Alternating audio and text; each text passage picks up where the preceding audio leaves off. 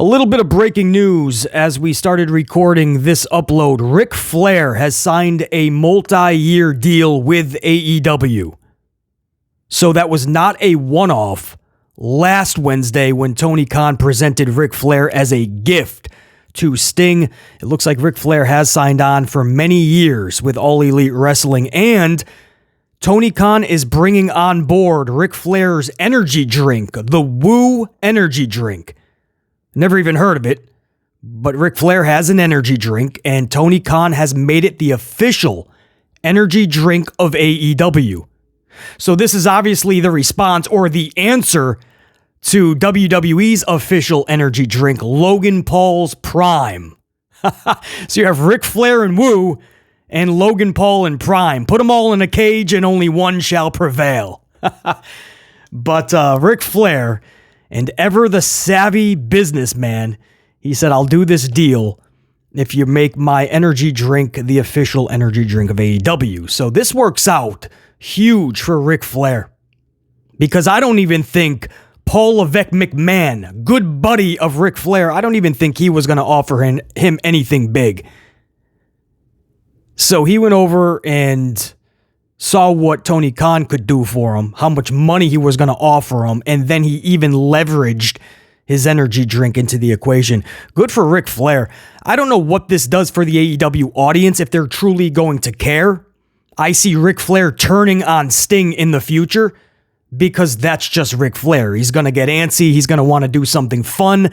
And I don't think being linked up with Sting for the foreseeable future into March of next year, I don't think that's how Ric Flair sees this going. So I see Flair in obviously a more managerial role anyway. And I just see him turning on Sting and starting something pretty cool for Sting going into March. And Ric Flair will be pivotal in a heel role.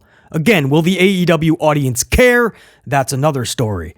But that's the breaking news that I got right before I started recording this Ric Flair multi-year deal, not a one-off, with AEW. All right, on to the subjects that I originally had planned for this upload. And this is also breaking news in its own right. Hot off the press, I have the betting odds for this Saturday's Crown Jewel event from WWE. Just 2 days away, Saturday afternoon, Crown Jewel. And Vegas has released their latest and most crucial betting odds for this event.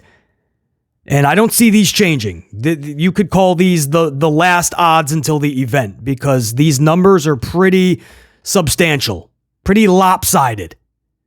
So all of the insider knowledge has been placed on the table. Then all of the money has been placed on the table because of said insider knowledge. So this is the closest that we have to actual spoilers for this Saturday's event. So if you guys don't want to hear this, earmuffs, or come back for the next upload, because we're going to go over these numbers that Vegas has released. And again, usually they're pretty accurate because, again, it's insider knowledge a lot of the time. And that way a lot of people can make a lot of money. I'm not saying it's the right thing, but it's just how the business works. So we're going to go over it, and wait till you hear the Roman Reigns LA Knight percentage on who Vegas sees winning this thing. This is wild. We're going to start off with that. But also we're going to talk the AEW rating for Dynamite. That just came, everything kind of breaking news, man. That just came out within the last half an hour. So I have the Dynamite rating. The good news is it went a little up from last week. That's really good news because you couldn't go any lower. They were in the 700,000s. So the good news is they went over 800,000. The bad news, that's all they did. And I have the average for the month of October, a little bit more even. The average that they are pulling in. Wait till you hear this number. And this is why it's alarming for All Elite Wrestling. I have that number for you from last night and the average for October, the new trend for Dynamite. And we're also going to talk, are fans stretching with all these CM Punk references and teases on Monday Night Raw? Every single week there seems to be new references, new teases that WWE and even the USA Network are doing to get fans hyped up for a possible CM Punk return. Are fans reaching? Or is there substance to these teases? I'm going to give you guys a list of several things that went on Monday Night Raw that could easily be looked as a direct correlation to CM Punk. And we'll see if we're just reaching or is there substance. So, several topics to go over. We're going to keep it short and sweet here. We're not going to keep anybody here too long, but several things to go over, and we'll start with the betting odds for Crown Jewel. What do you say? We'll start from the bottom of the card.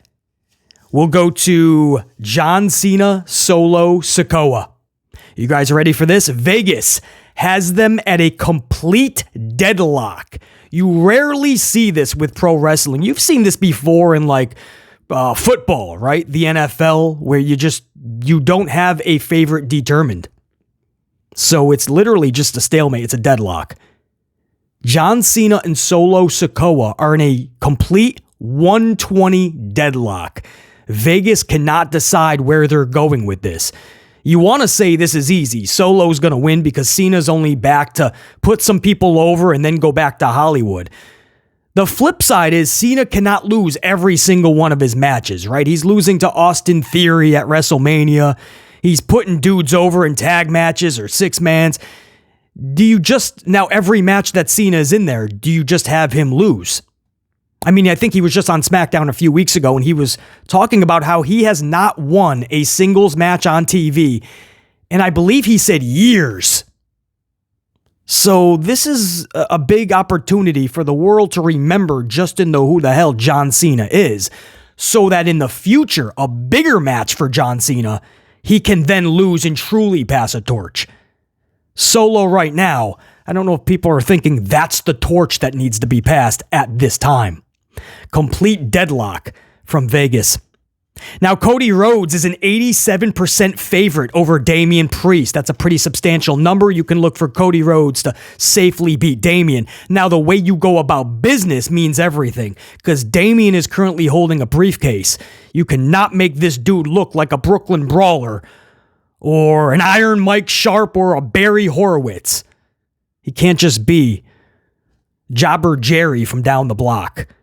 This guy has to look relevant even in defeat. There has to be some level of victory in defeat. If he's gonna carry the briefcase going forward, how does Cody beat him? Cody's already beaten him on Monday Night Raw a few months ago. You guys remember that? Probably not. WWE doesn't want you to remember it. But Cody's already beaten Damian. How do you do this? 87% tells you Cody's definitely winning this, and he's got to. Because the flip side is Cody, there is no way he can lose to Damian. This is one of those backed in a quarter matches. Damned if you do, damned if you don't. Both, in my book, can't lose. One of them has to. Cody, the 87% favorite. Logan Paul, 90% over Rey Mysterio. You can pretty much put it in as a lock. Logan Paul to become the new United States champion. 90%. Logan Paul has not been on the pro wrestling scene that long, but he has already proven to Vegas why he is a lock in situations like this. Io Shirai, 75% over Bianca Belair. Now, you want to say that's a pretty decent number, BC. It's better than 50, but it's also the lowest in all of the betting odds for these matches. So I am not completely secure in this thought process that Io is going to walk out with this championship. 75%, way better than 50. Not exactly where I would like it to be. I would switch off with the Logan, give Logan the 75. I want Io to have the 90 plus, because there's no way Charlie Flair or Bianca Belair should be taking that title from Io. Io right now has all the momentum in the world. She is putting on incredible matches. She is showing casual fans why they should look at her as a badass and a legit champion. And on top of all of it, the championship is finally being looked at as prestigious. This is the type of title reign that any woman in WWE or any wrestling promotion, this is the type of title reign that is needed. Io is having that title reign right now. She's in the middle of it, and she just began it, really. So I say in the middle, it just began. The middle, hopefully, is in the future. Not until WrestleMania bare minimum should Io be dropping that title to a major face. 75% over Belair. That leaves a little bit of a window. I don't like that window. Rhea Ripley, 95% to win this match over Raquel Rodriguez, Shayna Baszler, Nia Jax, and Zoe Stark. 95% for Rhea Ripley. Vegas is confident that Rhea is walking out with the title.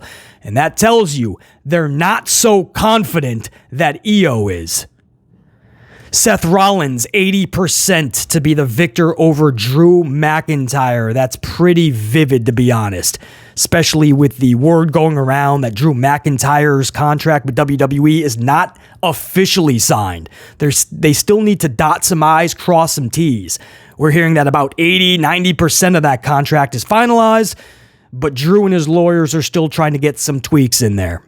So until that happens, I don't see him winning a world championship. I have to agree with Vegas, 80% in favor of Rollins. And then the Wabaka, Roman Reigns versus LA Knight in the main event for the Undisputed Universal Championship.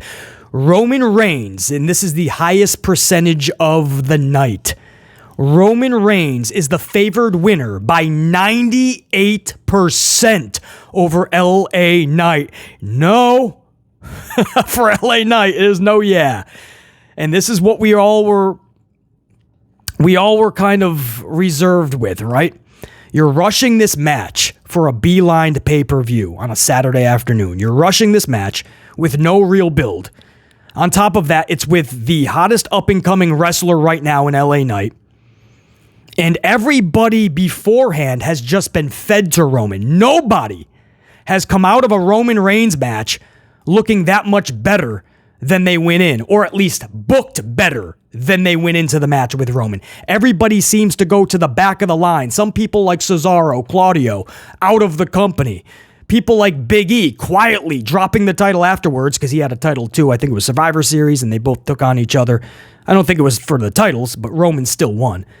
And then Big E drops the title and quietly goes to SmackDown, and then of course he gets injured. But everybody that has taken on Roman Reigns, it's not good afterwards. They don't have a plan for them. They're just kind of fed to Roman and we'll come get you at catering when we have something for you. And most individuals, they have nothing for them.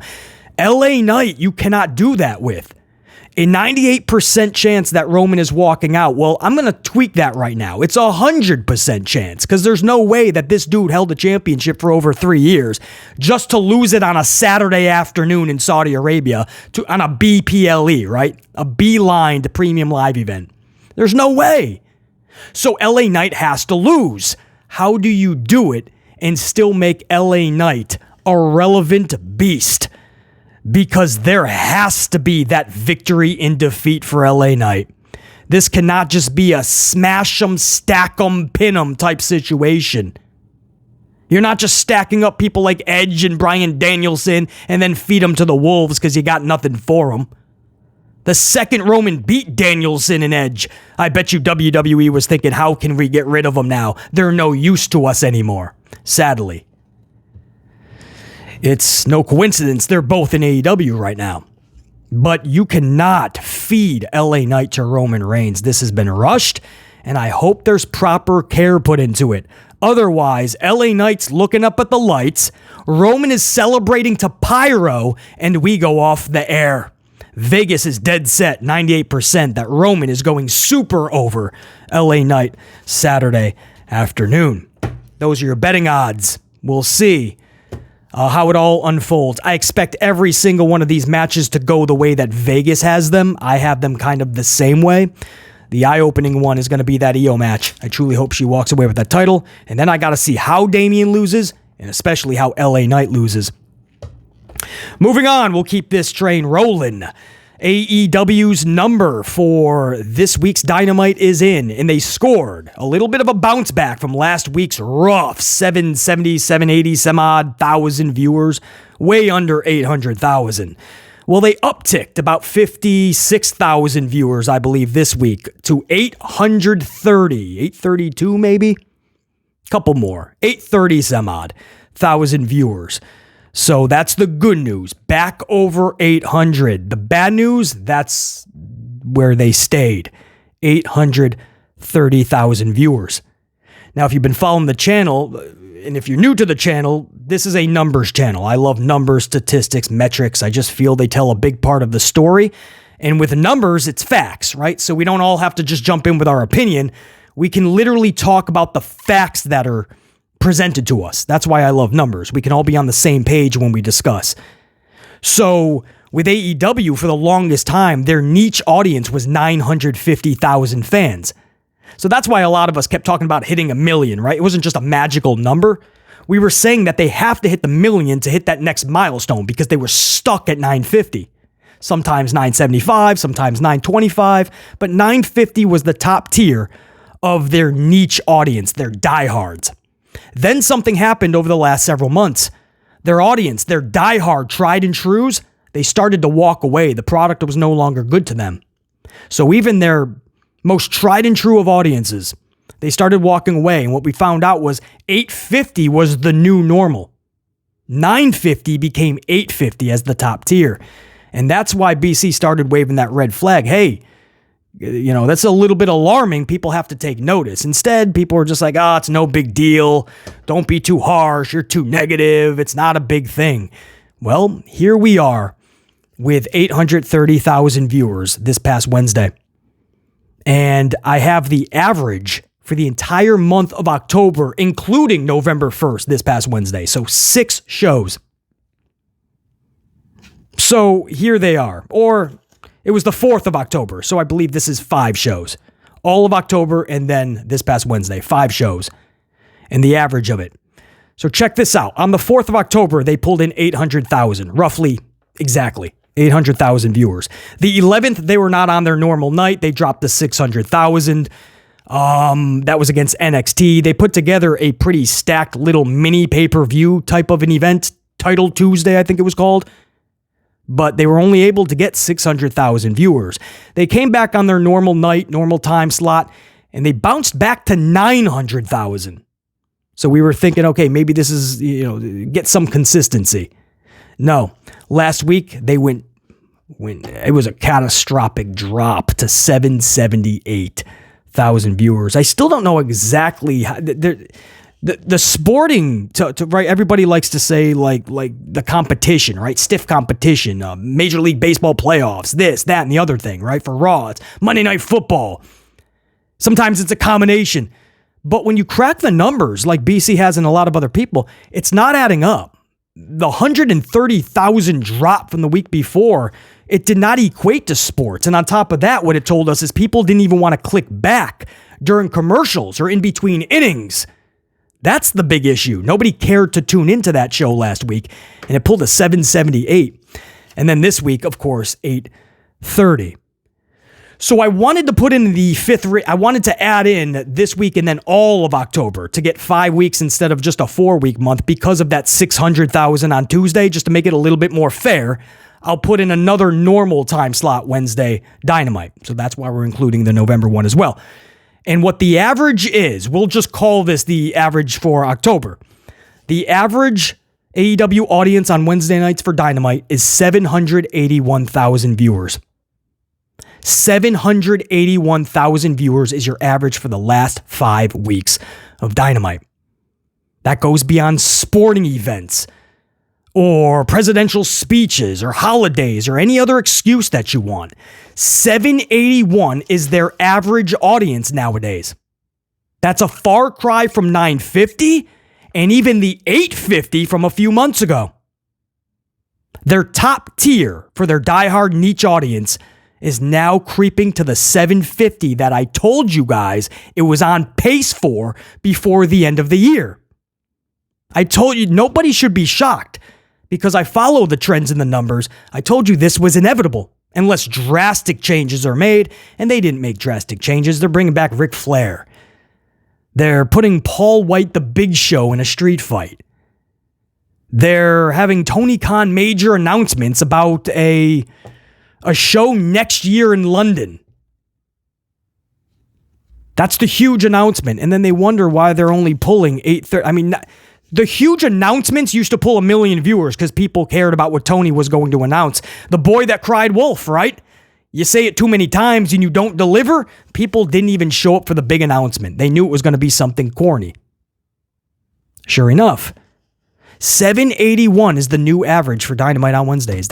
You don't need BC to tell you, that is really bad. So the good news is they went over 800. The bad news is that's where they stayed. They couldn't even get back to the 850, which used to be their top tier niche, which was 100,000 off of their old top tier, which was 950. So before we start talking about reaching 1 million viewers, let's try just to get their audience back. They need to try to get their diehard, tried and true audience back before they can even think about getting casuals back. It's rough. It's a rough situation over there for sure. Now I want to end this upload with CM Punk. A lot of teases over the last month. And even USA Network having fun with it. Best in the world after Shinsuke dropped the GTS a few weeks ago. And then there's the USA Network re-showing it with the caption, Best in the world. Really, USA? They knew what they were doing. But are fans reaching, or is there substance to these? This past Monday, and I didn't even catch some of these. This is what's out there in the pro wrestling world. And it does make you think, like, is there substance? Becky Lynch supposedly said in her backstage promo, I'm going to be the catalyst for change. That's literally the words from CM Punk Phillip Brooks, and he said that several times. Sethington Rollins, apparently in his promo, said a couple of times, Cry Me a River. Of course, that was Jack Perry. And the altercation with CM Punk that eventually led to Punk being booted from AEW. And Perry looking right at the camera, Cry Me a River, real glass. Apparently a couple of times. Is this just Rollins and Becky Lynch fucking with CM Punk? WWE really didn't even think about it like most of us? I didn't even catch it when it was live. This is what I'm being told was said. And then on top of that, apparently Shinsuke's promo had a lot of references. Basically the song of Cult of Personality. Again, right over BC's dome piece, along with every other tease. So they're very subliminal. But they're very telling if all of this did transpire. Are fans reaching? Or is there substance?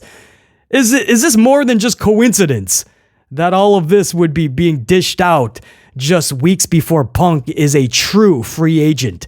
The shackles off from AEW's contractual status and legalities, and he can show up in Chicago in just a few weeks.